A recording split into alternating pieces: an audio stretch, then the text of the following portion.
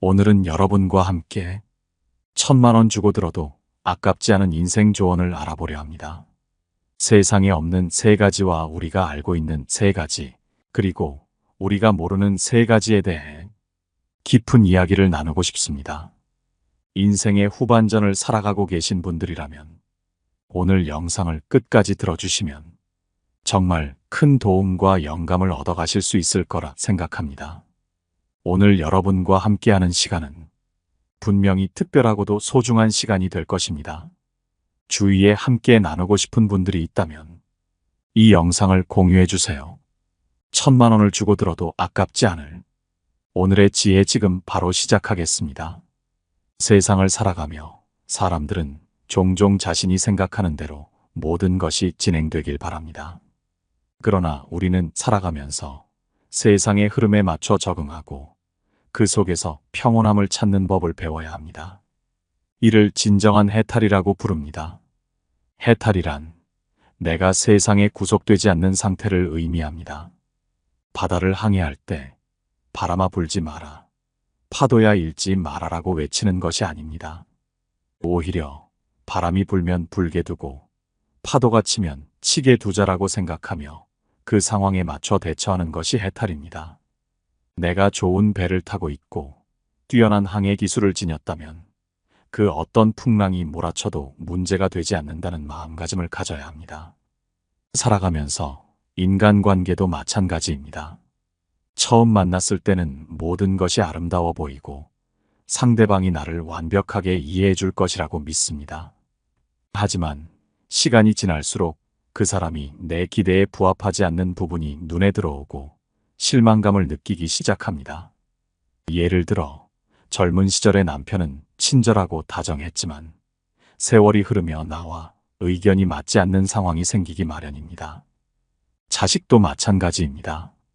10달 동안 내 몸에서 키워낸 아이가 자라면서 내 말을 따르지 않는 것을 경험하며 내가 세상을 통제할 수 없다는 사실을 깨닫게 됩니다. 이는 자연스러운 현상입니다. 파도가 치면 그 파도를 타고 나아가야 하며 파도가 잔잔할 때는 그 고요함을 즐기면 됩니다. 세상이 내 생각대로 돌아가지 않는다고 해서 얽매일 필요는 없습니다. 한 가지 예로 최근 화장장에 다녀온 일이 생각납니다. 오랜만에 소식을 들은 지인들이 잇따라 세상을 떠났다는 소식을 전해왔습니다. 장례식장에서 나는 더 이상 울지 않는 유족들을 보며 삶의 덧없음을 새삼 느끼게 되었습니다. 옛날에는 장례식에서 가족들이 오열하고 슬픔에 잠겼던 모습이 흔했지만 요즘 사람들은 그저 호상입니다 라며 상주로서 담담히 손님들을 맞이합니다. 내가 다녀온 장례식에서는 3살 난 아이의 작은 관이 내려갈 때 그 아이의 어머니만이 울음을 터뜨렸습니다. 그러나 대부분의 사람들은 그 순간을 담담하게 받아들였습니다. 화장장이 점점 현대화되며 기술도 발전했습니다. 불과 몇 년 전만 해도 화장하는데 2시간이 걸렸는데 이제는 1시간이면 충분합니다. 유족들은 뼛가루를 흰색 항아리에 담아 가져가고 그 뼛가루는 남은 삶과는 별 상관없이 그저 한 사람이 이 세상을 떠났다는 흔적일 뿐입니다. 그 순간 인간은 죽음이라는 마지막 관문을 지나 세상과 이별하게 됩니다. 살아있을 때는 무수히 많은 말을 주고받았지만 죽음 앞에서는 모든 것이 침묵 속으로 사라집니다. 죽음이란 이렇듯 누구에게나 찾아오는 피할 수 없는 자연스러운 현상입니다. 바람이 불고 비가 오는 것처럼 죽음도 그저 자연의 한 과정일 뿐입니다. 나이가 들면서 우리는 죽음이 점점 가까워진다는 사실을 알게 됩니다. 그리고 그 죽음 앞에서 두려움을 느끼는 것이 인간의 본능입니다. 그러나 정작 죽음은 두려워할 필요가 없습니다. 죽음 자체는 우리의 삶에서 매우 가벼운 사건에 불과하기 때문입니다. 죽음이 찾아오면 그저 삶이 끝나는 것일 뿐 그 순간을 우리가 느낄 수 있는 것은 아닙니다. 그러므로 우리는 살아있는 동안 삶의 무거움을 견뎌내며 더 이상의 욕심을 부릴 필요가 없다는 것을 깨달아야 합니다. 마지막으로 사람들은 삶과 죽음 사이에서 욕심을 내려놓는 법을 배워야 합니다. 세상의 일들은 내가 조정할 수 없는 일들이 대부분이기 때문에 그에 대한 집착을 버리고 주어진 현실을 받아들이는 자세가 필요합니다. 나이가 들면 이런 지혜를 자연스럽게 얻게 됩니다. 화장장에서 목격한 작은 관처럼 우리 모두는 결국 세상과 이별할 것입니다. 남겨진 것은 그저 흰 뼈가루일 뿐이며 그 순간의 슬픔조차도 시간이 지나면 사라집니다. 우리는 죽음이 무겁지 않다는 사실을 알게 되면서 오히려 살아있는 동안 짊어진 삶의 무게를 조금씩 내려놓을 수 있게 됩니다. 죽음은 두렵지 않습니다. 그것은 우리가 자연스레 맞이해야 하는 마지막 여정일 뿐입니다. 살아있는 동안은 그저 우리가 지고 있는 짐을 조금씩 덜어내며 마음을 편히 가지면 됩니다. 죽음을 앞두고도 두려워하지 않는 법을 배운다면 우리는 비로소 삶에서 해탈을 경험하게 될 것입니다. 죽음에 대한 생각은 우리가 매일 세수를 하거나 면도를 할 때처럼 자연스러워져야 합니다. 특별한 사건처럼 두려워하기보다는 일상 속에서 가볍게 받아들이는 것이 중요합니다. 그러니 한 번쯤 생각해 보세요. 이제까지 내 손에 쥐었던 것들을 다 내려놓고 갈 때 어떤 준비를 해두면 좋을까? 그 준비는 꼭 크거나 거창한 것이 아닙니다. 쌓아둔 돈을 다 쓰지 않고 주변 사람들에게 과도한 부담을 주지 말고 더럽게 남겨두기보다는 깔끔하게 정리하고 떠나야겠다 같은 사소한 다짐들이면 충분합니다. 한 번은 60대의 한 친구가 있었습니다. 그는 퇴직 후에도 일을 놓지 못하고 쌓아둔 재산과 사업을 계속 이어가며 매일 바쁘게 살았습니다. 어느 날 그는 문득 집안 서랍을 열어보다가 생각에 잠겼습니다. 이 많은 서류들, 물건들, 정말 필요한 게 뭐지? 그동안 손에 쥐고 놓지 못했던 것들이 대부분 쓰레기처럼 느껴졌다고 했습니다. 그가 평생 모아둔 것들 중 대부분은 죽음 앞에서 별 가치가 없음을 깨닫게 된 것이죠. 그 후 그는 서서히 주변을 정리하고 필요한 것만 남기기 시작했습니다. 내가 정말로 하고 싶었던 일은 다 하지도 못했으면서 왜 그렇게 욕심만 부렸을까라는 말이 그의 입에서 나왔습니다. 사람은 살아가면서 많은 것을 쌓아두고 집착하게 됩니다. 하지만 인생의 끝자락에 가까워지면 그 모든 것이 사실 무의미하다는 사실을 알게 됩니다. 손에 꽉 쥐었던 것들이 사실은 다 내려놓을 수밖에 없는 것들이라는 걸 마지막 순간에서야 비로소 깨닫게 됩니다. 그러나 너무 늦지 않게 깨닫고 미리미리 준비하며 사는 것이야말로 더 의미 있는 인생을 만드는 길입니다. 비트겐슈타인은 언어를 통해 세계를 이해하고 그 언어가 우리 사고의 경계를 결정한다고 했습니다. 그 말처럼 우리는 우리의 삶과 죽음을 어떻게 정의하고 받아들이느냐에 따라 전혀 다른 삶을 살 수 있습니다. 죽음을 싸워 이겨야 할 대상으로 여기기보다는 자연스러운 일상처럼 맞이해야 합니다. 죽음과의 싸움은 결국 이길 수 없는 싸움이니 그 싸움에 집착하기보다는 차라리 삶의 무게를 가볍게 하면서 준비해가는 것이 훨씬 이성적입니다. 병원에서 환자를 살리는 의사도 중요하지만 품위 있는 마지막을 맞이하게 도와주는 의사도 필요합니다. 아무리 의술이 발달해도 생명이 끝나는 순간을 되돌릴 수는 없습니다. 그러니 의술은 죽음을 붙잡는 것이 아니라 그 순간을 더 가볍게 맞이할 수 있도록 도와주는 역할을 해야 합니다. 장례식장에서 하얗게 남은 뼈가루를 보며 사람들은 죽음이 무엇인지 한 번 더 생각하게 됩니다. 한 사람의 인생이 이토록 가벼워질 수 있다면 살아있는 동안의 무거움도 조금은 내려놓을 수 있지 않을까요? 삶이 아무리 무거워도 결국은 이렇게 가벼워지는 것을 기억한다면 지금 쥐고 있는 욕심도 조금은 내려놓을 수 있을 겁니다. 진시황, 스티브 잡스 같은 인물들이 이 세상을 떠나면서 남긴 것은 무엇일까요?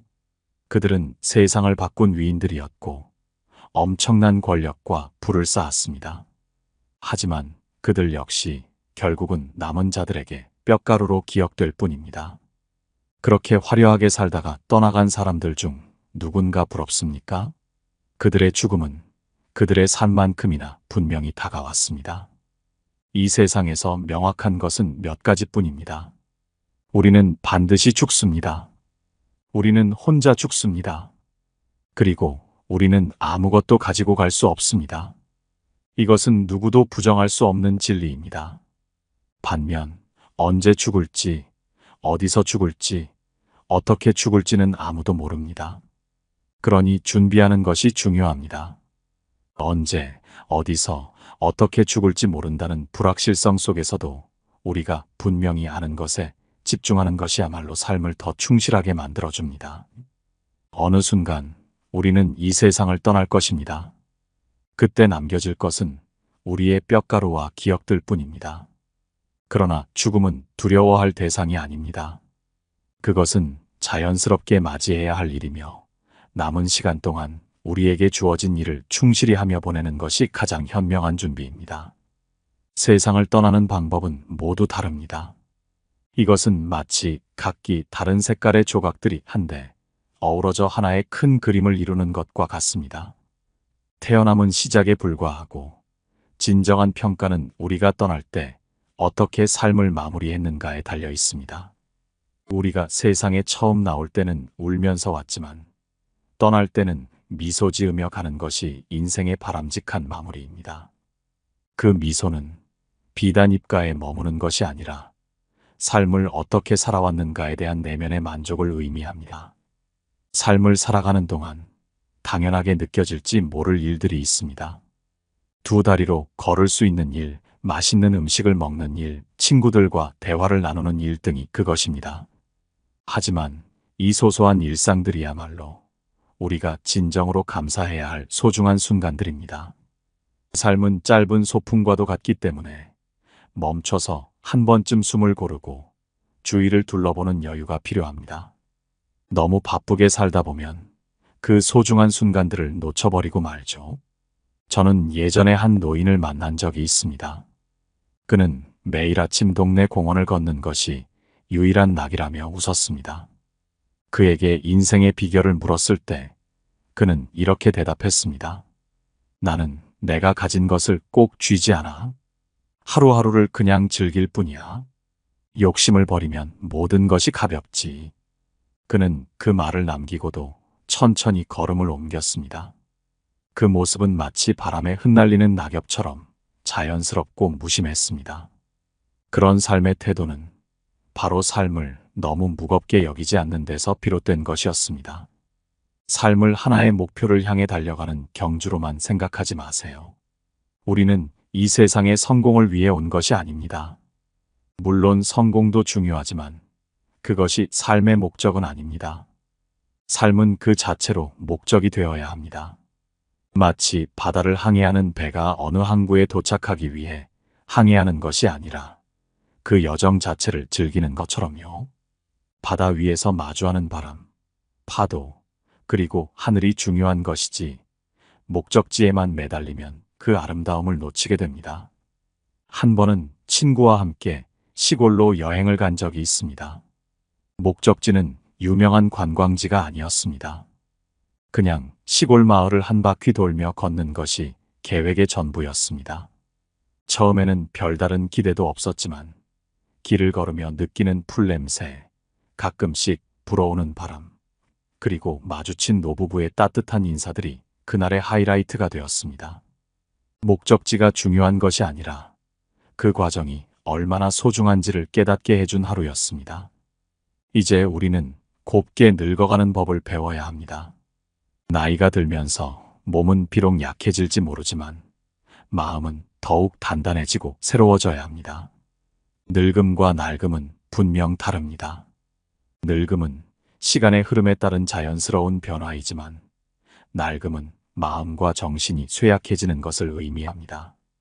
외모가 늙어가는 것은 막을 수 없지만 마음이 늙지 않는다면 우리는 여전히 새로운 삶을 살 수 있습니다. 인생의 깊이를 더하는 것은 시간의 흐름이 아니라 우리가 어떻게 그 시간을 채워가는가에 달려 있습니다. 젊은이들조차 때로는 그들의 마음이 낡아가는 것을 느낄 수 있습니다. 그들은 몸은 젊지만 정작 삶에 대한 열정이나 호기심이 사라진다면 그 마음은 이미 낡아버린 것입니다. 반면 나이가 많더라도 마음이 신선하고 활기차다면 우리는 여전히 삶의 매 순간을 새롭게 받아들일 수 있습니다.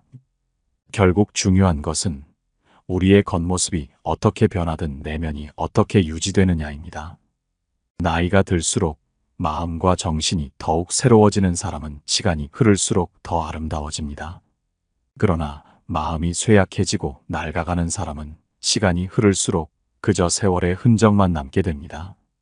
세월은 누구에게나 공평하게 흘러갑니다. 그러나 그것을 어떻게 받아들이고 그 속에서 무엇을 배우느냐는 우리 자신에게 달려 있습니다. 그러니 나이 들어가는 것이 두려운 일이 아니라는 것을 깨달으세요. 그 안에는 새로운 발견이 있고 더욱 깊어진 삶의 지혜가 숨어 있습니다. 노년에 이르는 길은 마치 점차 더 화사해지는 산책길과도 같습니다. 청춘에 불타는 열정도 물론 아름답지만 나이 들어가는 모습에서 비로소 얻어지는 고요한 우아함은 그 어떤 청년의 화려함보다 깊은 인상을 줍니다. 혹시라도 늙는 것이 두렵거나 슬프게 느껴지나요? 그렇다면 그것은 나이가 아니라 마음이 이미 늙어버렸기 때문일지도 모릅니다. 마음은 늘 새롭게 유지할 수 있습니다. 매일같이 새로이 출발할 수 있는 힘이 우리 안에 있습니다. 한 번은 70대 중반의 한 노부부가 있었습니다. 그들은 어린 시절부터 알고 지낸 사이로 긴 세월 동안 함께 인생을 걸어왔습니다. 그런데 그 부부는 평소 주변 사람들에게 마음이 늙지 않은 사람들로 유명했습니다. 그 비결은 아주 단순했습니다.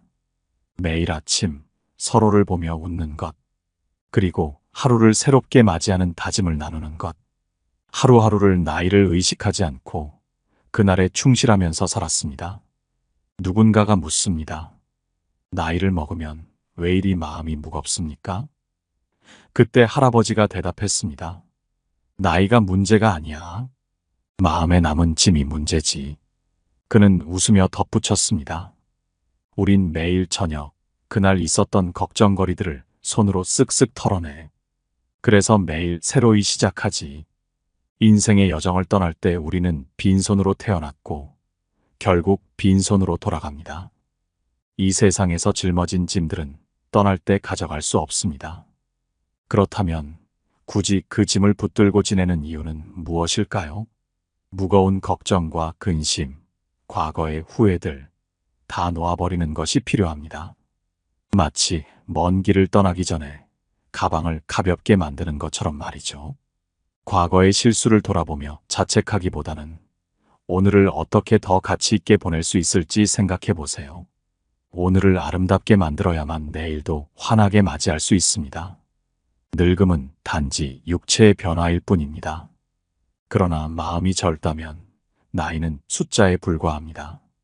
우리의 삶은 언제나 새로워질 수 있고 나이가 들수록 그 깊이는 더해져만 갑니다. 그리고 그 깊이 속에서 오는 지혜는 그 어떤 값비싼 보물과도 바꿀 수 없는 것이죠. 시간이 지날수록 우리는 더 원숙해지고 인생의 참된 의미를 더 깊이 이해하게 됩니다. 어떤 이는 말합니다. 삶은 폭풍을 피하는 것이 아니라 폭풍 속에서 춤추는 법을 배우는 것이다. 그렇습니다. 폭풍이 몰아치는 상황에서도 우리는 춤을 출 수 있습니다.